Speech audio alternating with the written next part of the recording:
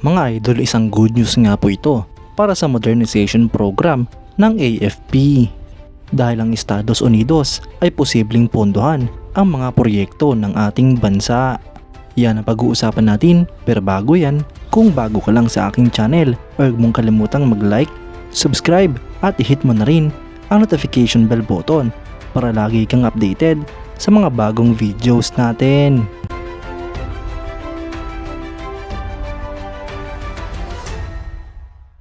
Dalawang senador nga po ng Estados Unidos na miyembro ng Senate Foreign Relations Committee noong April 10, 2024 ay inintroduce ang Philippines Enhanced Reliance Act of 2024. Ang bill na ito mga idol ay layuning palakasin at i-modernize ang US-Philippines Alliance gamit ang significant increase ng US security assistance. Ang legislation na ito mga idol ay alinsunod na rin sa patuloy na agresyon ng Beijing sa South China Sea. Ito nga po mga idol ay pinag-usapan sa US, Japan at Philippines Leaders Level Summit sa Washington DC.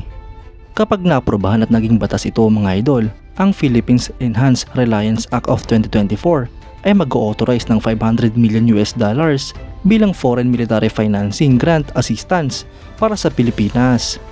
Ito nga po mga idol ay taon-taon na gaganapin simula 2025 hanggang 2029 sa loob ng 5 taon. At dahil sa loob nga po ito ng 5 taong fiscal year ay makakabuo tayo ng total na $2.5 billion. Ito nga po mga idol ay sobra-sobra na upang ialaw ang Philippine Air Force na mag-procure ng squadron ng F-16 Block 70 Vipers. At dahil sobra-sobra na nga po ang magiging pondo ng ating bansa ay pwede pa nilang dagdagan ng Department of National Defense ang pag-procure ng mga fighter aircraft sa pagitan ng 36 hanggang 42 units ng mga Vipers.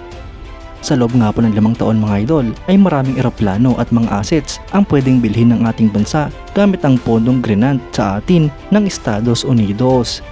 Ang F-16 Viper o mas kilala rin sa tawag na F-16 Block 70/72 ay ang latest variant ng F-16 Fighting Falcon 4th Generation Multirole Fighter Aircraft na minamanufacture ng Lockheed Martin. Ang aircraft na ito mga idol ay merong advanced capabilities na parte ng upgrade package para sa better interoperate ng 5th generation fighters kabilang ng F-35 at ang F-22. Ang fighter jet na ito mga idol ay pwedeng i-deploy sa suppression of enemy air defense missions, air-to-ground at air-to-air combat, gayon din ng deep interdiction at maritime interdiction missions. Ang F-16 Viper ay nag-feature ng airborne mission role change capability at kayang i-detect at i-track ang time-critical, hard-to-find targets at all-weather conditions. Nare-reduce nga rin po ng eroplanong ito ang operational cost ng bawat isang unit. Ang F-16 aircraft mga idol ay nasa serbisyo ng iba't ibang armed forces mula sa Estados Unidos at sa mga allied nations kabilang na ang Bahrain, Belgium, Chile, Denmark, Egypt, Greece, Indonesia, Iraq, Jordan, Morocco, Netherlands, Oman, Pakistan, Poland, Romania, Republic of Korea, Singapore, Slovakia, Taiwan, Thailand, Turkey at UAE. Ang mga F-16 mga idol ay patuloy na nag-upgrade at nag-i-improve ng kanyang capabilities pati na ang effectiveness nito para sa advanced combat scenarios. Ang structural at capability upgrades ng eroplano ay nag-i-ensure na ang F-16 fleet ay mananatiling operational hanggang 2060.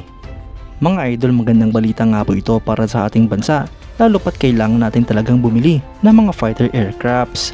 Kung papipiliin nga po tayo kung alin nga ba ang mas maganda para sa ating bansa, ay dito na nga po tayo sa F-16 Viper ng Estados Unidos. Ang tanging factor lamang na pumipigil sa ating bansa na piliin ang eroplanong ito ay ang budget ng Pilipinas. Alam naman nga po natin na limitado lamang ang budget ng ating bansa, kaya't mas pinipili nga po natin ang mas murang eroplano. Ngunit kung magkakaroon nga po tayo ng karagdagang pondo mula sa Estados Unidos, ay siguradong ang F-16 Viper na ang ating pipiliin. Kayo mga idol, anong masasabi nyo? Comment down below for your thoughts and opinions. At yan nga lang po ang pag-uusapan natin ngayon mga idol. Maraming salamat sa panonood. Huwag nyo rin kalimutang mag-like at subscribe bilang suporta sa ating channel. Mabuhay kayo mga idol!